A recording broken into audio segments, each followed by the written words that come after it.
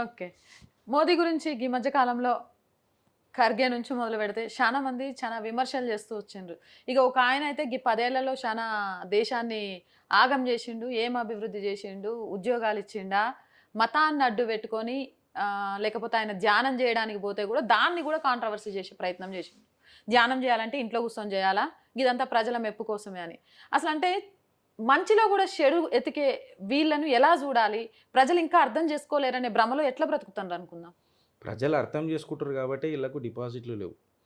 ఇయాల ఈళ్ళు 295 సీట్లు అని చెప్పి నిన్న రాహుల్ గాంధీ డైరెక్ట్ పేరు తీసుకొని అవును. చెప్తున్నా. రాహుల్ గాంధీ 295 వస్తాయని చెప్పిండు. అసలు ఈళ్ళకి ఎట్లా తెలుసు 295 ఎగ్జాక్ట్ వస్తాయని ఫస్ట్ క్వెషన్.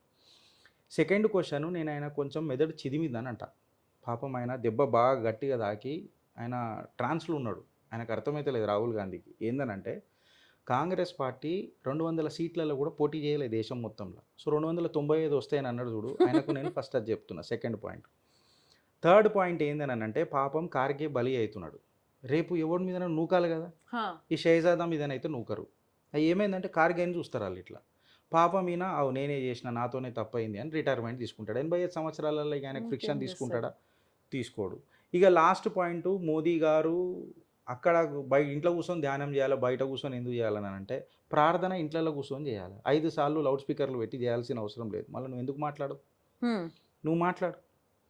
నువ్వు లొల్లి చెయ్యి.